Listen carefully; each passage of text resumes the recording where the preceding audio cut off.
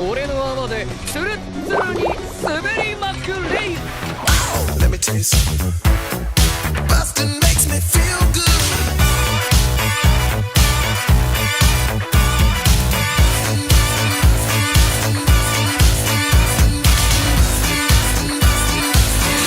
Bustin' makes me feel good. Bustin', bustin', bustin', bustin', bustin', bustin'. Yeah, yeah, yeah, yeah. Let me tell you something. Bustin' makes me feel good. As much as busting does make me feel good, let me tell you something. BoonBoomger is just not hitting the mark with me anymore. Maybe, in hindsight, how mid to terrible Gotchard was when paired with the show made it seem like BoonBoomger had something.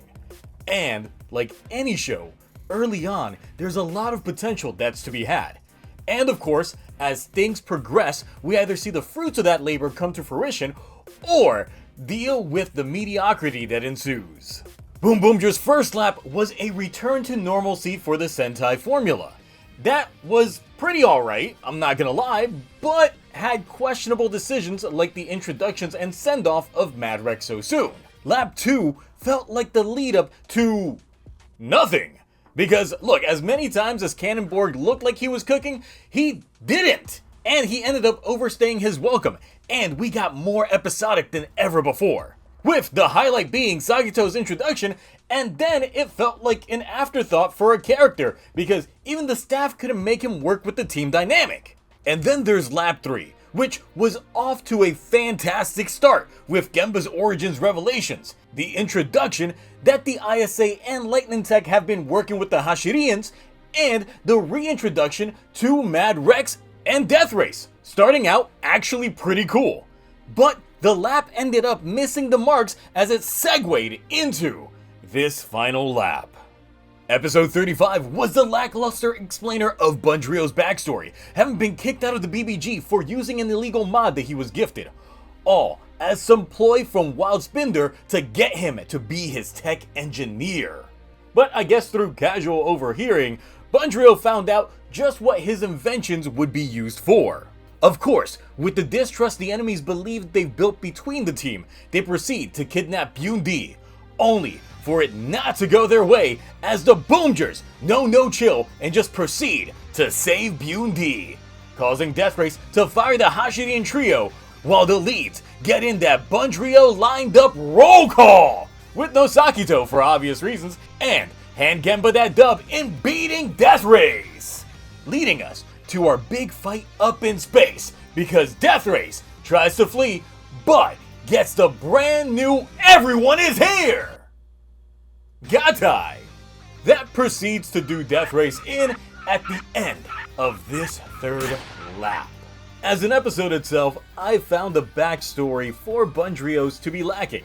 The big reveal was more how everything the Hashirians have been using up until this point has its own origins with Bunryo.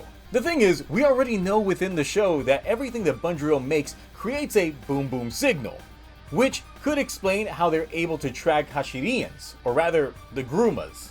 But if the boom boom signal is something that's emitted when majorly used, then shouldn't the act of creating the Gruma tip them off to their locations and creations?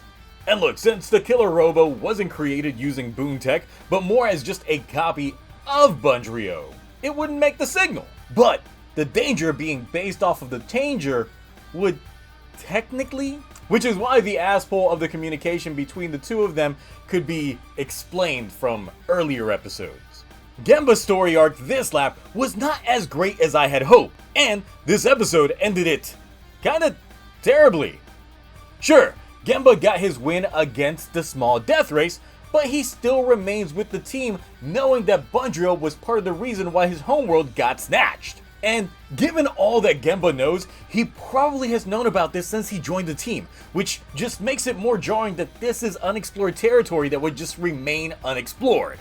I would say that the saving grace of the episode was the action sequence, but the best part was the small fight, with Gemba getting in that win. While in the big fight, that was just... well, it was pretty clunky to say the least. But look, at least the moonset was nice. But the mech fights always feel clunky when they're literally on stilts. Also, the BoonD reaction to it, just like after the previous episode, just still doesn't feel right. So, for as revelatory of an episode as this was, it was just mid. And for that, it is getting that Car Ranger scene! So, obviously, with lap 3 in the history books, 4's gotta start off with a bang, right? Well, obligatory Jeffrey Giraffe cameo to a Toys R Us, where we have Flint's actress playing a completely new character that happens to be Mira's childhood friend that she's never mentioned before. And while Mira's working part-time at Toys R Us, her friend can't help but be jealous of her fame of being a Boomger, thus getting her to take off that changer before her shift and decides to safeguard it when she suddenly thinks it's a good idea for her to move. It's here that I suffer a middle school flashback of letting a friend of mine borrow Skies of Arcadia Legends on GameCube just for him to move away. I never beat that game. I was still stuck on that final set of battles and just needed to do a little bit more grinding. And I still wonder what could have been. Shirabe introduces Gemba to the head of the ISA while they talk to the air around them regarding the deets of gasoline. Turns out that it's Wild's energy source, and the more he gets, the stronger and more long-lived he becomes. Later, Mira realizes that her friend still has her changer, but she ignores her. We later get not one, but two reused Grumas, with not Flint getting that call to action and showing up to transform. You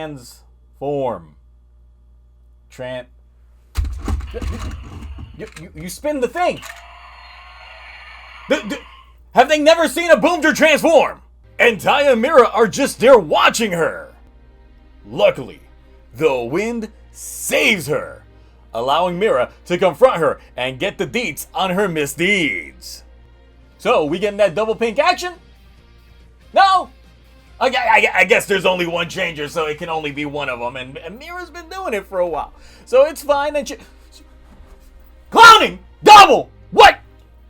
The preview! It lied to me! It lied to us!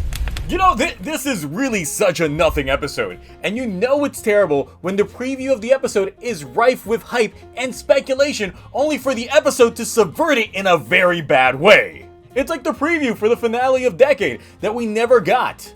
But still, the preview for this episode is the best thing about this episode, and thus, this is getting the Dynamite 37 starts off all dramatic, but hey, at least Sakito's got a job. And what's he doing? Oh, he's cleaning. I guess they took that literally. When Bundrio shows up from shopping, meaning he's got access to Taya's funds and Sakito's ready to make a dent in it. Now on to the most interesting part of this episode. With Wild Spindler finally approaching, the ISA's plans are to use Bundrio as a political hostage to come out ahead of the game. Taya, on the other hand, is conflicted that his mentor is likely involved. But that's where we get further Taya lore on how he is. And it's because when he was a kid, he heard something go down with some kid. They likely got kidnapped or something. I don't know. They're very vague about it. But when help arrived, they were too late. And it was then that he knew he had to do shit when he got older. Now we get introduced to Stare, who is another spy from Jashiro's past.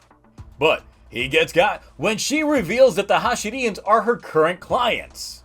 And this week's Ruma happens to be able to make duplicates. Really? 2 in a row? Really? You're just gonna tease us with that, okay? Having him clone Jashiro to infiltrate the base, but when the others got a dip, he remains. All to try and hack their systems to failure! But Tai apparently caught wind of this already early on because he could tell from the eyes. And thus, the plan failed, so they gotta scrap. We got cloning shenanigans with the other Boomgers who get cloned, and thus... Did I wish on a monkey's paw or something? I wanted evil BoonBoomgers, but not like this! Not like this! Thanks, Toei. I hate it. Yada yada spy fight, yada yada Taya fake Jashiro fight, yada yada big fight! And Stare gets taken out for her failures. Now look, this episode had the prospects of a good tension-built episode, but having BoonBoomger consistently stick to its episodic nature ends up leaving plot points that are interesting feel too short to have that large of an impact. I actually did like the introduction of Stare's character, and she would have worked well as a human general-like for the Hashidians. At least for a bit of a mini-arc, that would have at least given Jashiro someone to have as a rival, because while Taya had Mad Rex and Gemba had Death Race, Stare could have served as that same type of character for him. But instead, it's just a one and done.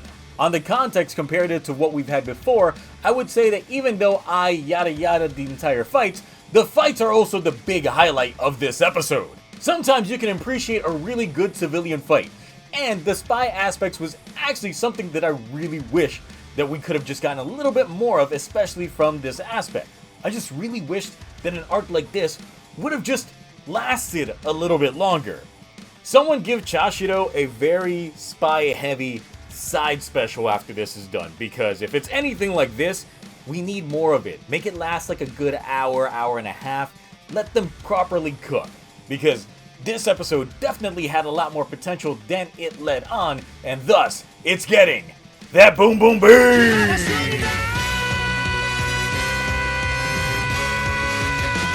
38 is...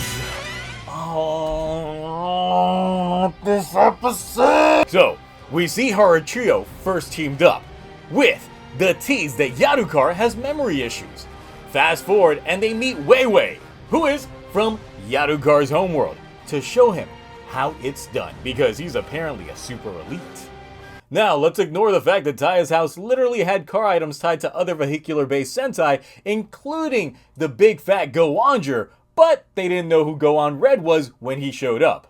Not relevant at all to what's going to happen in this episode, not even at the slightest. As Wei Wei gives us some not so important backstory on Yadukar, all to get him back up to tip-top shape, and to demonstrate, Wei Wei brings back 2 old reused suits, and secures worldwide gas to impress Yadukar so much that he's gotta pull a Poochie. I have to go now. My planet needs me. Not really, it's like the other 2 pulled a reverse Poochie. I have to go now. My planet needs me. Leading us to the champions versus 2 reused dudes, and Purple Afterthought to go big to fight against Killer Robo. It's here that we find out that the army of Killer Robos Lightning Tech's been using is the explainer to how the Hashidians have been keeping the Killer Robo even after it gets destroyed. Yay. But hey, on the bright side, we get a brand new general whose mask is too small for the suit actor's face. Grant's Risk, introducing himself and his selfie stick umbrella, and that's it. Nice little entrance, I guess. And as Sakito is about to catch that dub off of Killer Robo, Yadukar has a change of heart, and there's no way Wei Wei's sticking around with these losers, and he goes back through the gate as the Hashidians all go back to maximum overdrive and defeat Byung-Di once and for all!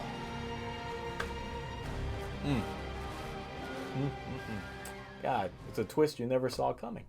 Like, you never really did. What do you mean that's not the end of the episode? No, that's exactly how it ended. Nothing else happened right after that. No, nothing happened after that. Ooh, yeah! That's when I come out from out of nowhere with my buddy Spindler here! Well, Dano, you're still existing? Oh yeah! And as you can see, I am one with the rainbow now. Spindler can tell you. Cool it there, Dano. I'm married. We'll invite her over then. This train don't discriminate. A hole's a hole. See, yep, that's not in the budget. I'm not even physically here. I'm CG. Da-da-da-da. Oh, then let's see to that BoonBoomger's G. Spark.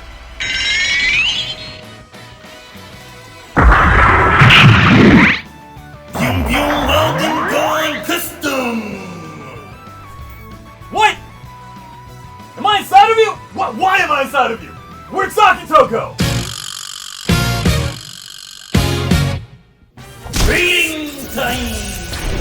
Man, how long has it been since rating time's been set? It feels so long. Anyway, fuck this episode. Fuck this cockpit. This episode really felt like the most cash-grabby episode in this show. Like, you know that episode of Go-Onger in which Doug Dead was literally playing with the King Caucasus Castle?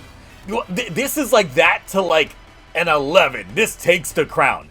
Because obviously, if you remember the Go-Onger episode, even though it predated the debut of BoonB and Sakito, the Engine O did not have a physical suit, and the crossover was just CG and stock finishers. But obviously, because they've got a brand new toy line to support, which is their in-action figure line that is just interchangeable armor, which features Go-Onger, ToQger, and Go-Kaiger currently, they really felt the need to backtrack just to advertise that toy. And look, it felt so out of left field and inorganic. To add insult to injury, the revelation that the army of killer robos that was teased was really just cannon fodder. That's it. That's the explainer. The explainer is that they were cannon fodder that's being used by the Hashirians week after week. Yeah, no, this episode is unequivocally my least favorite episode of this entire show. And because of that, I gotta do it. This episode is getting the 1, 2, 3, 4, 5 thing. Finally, Wild Spindler is ready to make his move, as the previously fired but still kept their head in the game Hashirians get promotions! Meanwhile, Shirabe's got that hot friend that she's been hiding from us this whole year, and I'm just like, yeah. And speaking of busted, this week's Gruma goes completely unnoticed until the suds get loose. But no need to replay the wacky, because that's what the opening bit was for. Screw it, I'll play it again.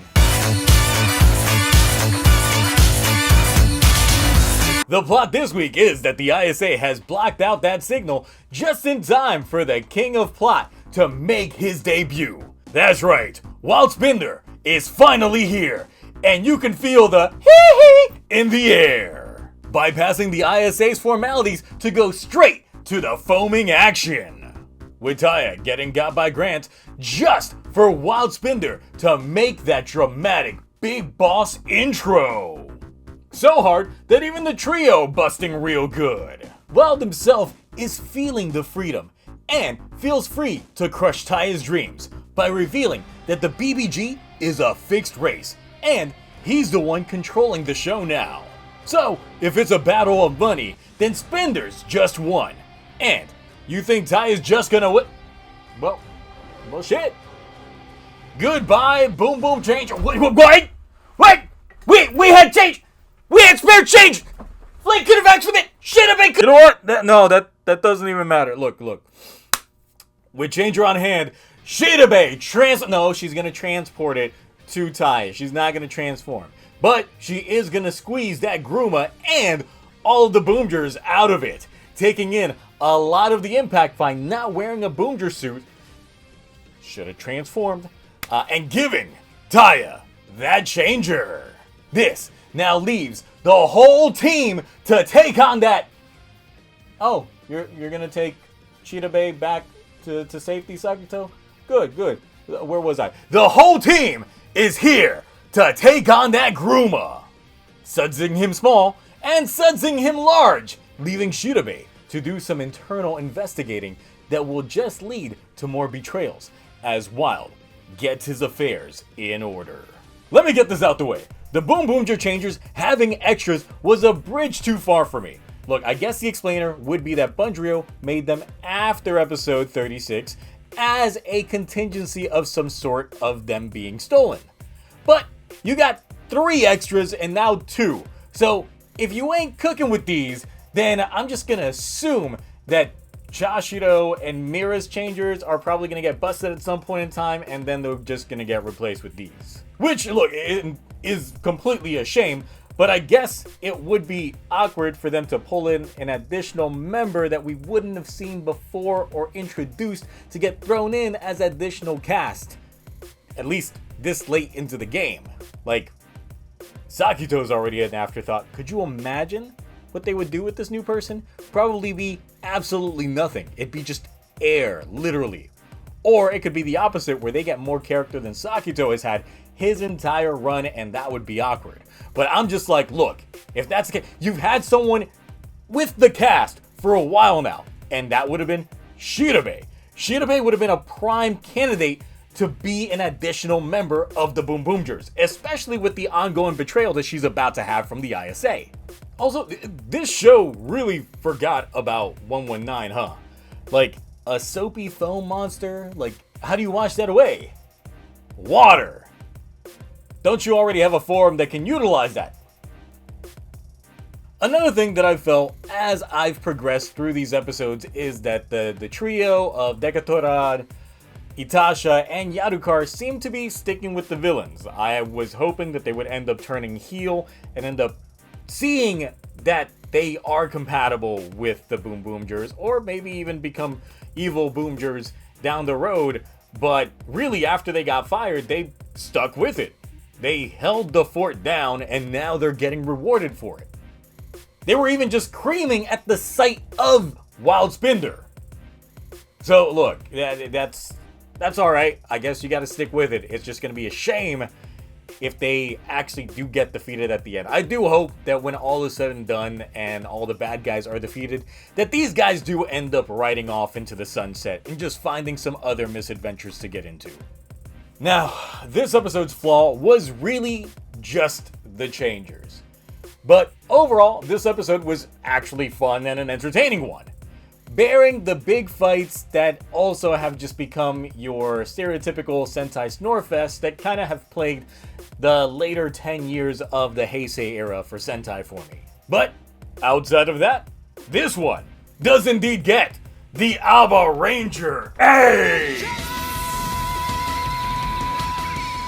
With these episodes of BoonBoomger, we get the not-so-clusterfuck Gatai of Robo Champion. So with that, let's talk form.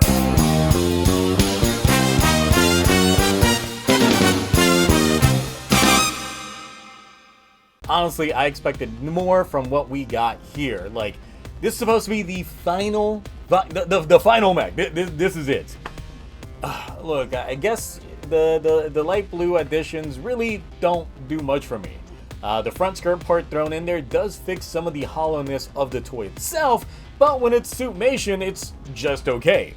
I really expected a bit more, but, you know, given the fact that this is supposed to be like the final mech, I'm surprised that there really isn't a clusterfuck that we got going in here, or at least a combination that incorporates this and, like, the Leo convoy up into this, the Leo rescue. Like, can we get that? No! Then can the Hashirians, like, hijack the Leo rescue and implement that into the Killer Robo, so that way it's got some sort of upgrade, and then we literally have a proper red versus blue fight? Because that would be pretty neat. Like, I'd like to see that. Hell, I'd get the Leo rescue just to put onto my Killer Robo I got over there that barely moves. At least in that scenario, if the Killer Robo ends up getting the Leo rescue in some way, shape, or form, then that would at least give us 119 not being ignored in some way, shape, or form. Otherwise, it's okay. I actually think it's about equal with the Leo rescue version of the Boom Boom Robo, but no. Knight is still like the best one he's got. Going into the final lap, I went in very cautious, since lap 3 started off hype but ended up lackluster. With lap 4, we started lackluster, and it's been either hit or miss. The explanations of the BBG are pretty much left out in the possibility that this is now going to end up being a post-show special or maybe a last couple of episodes epilogue like I feared. As, with Wild Spindler buying it out, they'll now have to defeat him first before they get the system to actually play fair. I mean, look, they still could do it in like 5 episodes and then just leave a couple of episodes at the end for an epilogue, but really, it's sort of a disappointment that the one thing this show has been building up to and is fundamentally part of the reason for the team's existence has now been brushed away. Maybe BoonBoomger was too much of a return to form, a cost-saving measure after Go-Onger, or had no general progression plan. It could honestly just be all three. And from a financial standpoint, I don't see this show turning the tide. And I had hope for Go-Onger, at least on the basic economic standpoint of making money, as opposed to just having some really cool suits. But if the Henshin device does double as the mech for the season, then they just squash toy variety. But look, that's outside the point. I'm thinking here with a mindset of how do you sell toys. And look, if the show is fundamentally flawed, sometimes the toys just won't sell. And also, if the quality of the toy themselves is not that great, then they're probably not gonna sell either. Right now, I'm pinning my hopes and dreams on Go-Onger being good. Come on. We need that bombastic, really good superhero time in 2025. But, look, back to the side of things. BoonBoomger is indeed a very safe series. It's going for the return to normalcy that just probably will end up making it not stand much apart from any of its predecessors. And we still have roughly, what, like 2 months to go? So about 8 episodes remaining. We don't know what the final episode count is as the time of this recording, at least I don't think so. So let's see what potential plot threads we could still salvage by the end. Naito Raida, the head of Lightning Tech, appears to be playing all sides, as he's willing to take ISA funds to build the tech, and he suffers no real losses because someone else fronted the bill. I can see him being able to take down the Hashidians from the inside, making use of whatever tech he procures to be able to make duplicates to end up fundamentally advancing his own company endeavors. But at the end of the day, I don't think that he's going to end up fully betraying Taya, given the mentorship that he's had. He could, and it would be probably a real ultimate betrayal, but I think that they both are very, very well educated and smart in terms of seeing what the real outlook is on someone else's intentions. Since we got the hints of that before with the way that Taya saw Chashido, or at least the clone of Chashido, not being him. It could be a skill that he picked up from Naito Raida himself, but that still remains to be seen as we get a little into the weeds of what their relationship aspect goes from here. The head of the ISA is the one that screams true corruption, and will likely get played by Wild. But I do find it interesting that they introduced a character like Miami this late into the game, and she's sticking around. Now, given the seed plant on how Hashidians' invasions may involve cooperation from the actual society themselves, from human operatives like Stair seen previously, it's possible that Miami herself is their inside operative that's much closer to the ISA head than Stair was. And we still are expecting Go-Kaigers, but the reason for it is really just gonna be to sell more toys. But we'll see if it's just Marvelous or if they plan on having a bigger presence than the previous crossovers that we've seen. Maybe it might even be a 2-parter. It really just depends on how they play up into the story, if even. It could be another Zo-Odra situation, but I'm not that optimistic. But since they are pirates, they could essentially steal valuables from Wild that previously haven't been introduced yet. Though it would be neat if the reason for the Go-Kaigers showing up is that Wild has made a partnership with Bosco and his partner Sally. I mean, come on, they both have monkey partners! Monkey partners! It writes itself. If they don't do it, I'm gonna be disappointed. Who am I kidding? It's BoonBoomger. I'm probably gonna get disappointed anyway. Either way, look, I'm just here for the ride each week until it's over. Obviously, if you haven't checked me out on Twitch, I do stream these episodes every Sunday night. And I do keep along with them on a weekly basis, whether it's this, Gavu, Ultraman, or Wingman that I highly recommend that you check out. So, look, I'm still watching them. It's not like I've taken a break from them. I've just taken a break from making the content from it because of situations. But it's like I mentioned at the top of the video. When a show starts, you see the potential there. As it progresses, you either see it pay off or fall flat. And I do think that Lab 2 being such a nothing portion of this show took the wind out of its sails. We'll see how they carry it from here, however. But yes, those are my thoughts. What are yours? How are you feeling about this current route that BoonBoomger has been taking? The Lab 3 ending, the start of Lab 4, will Sakito ever be a character?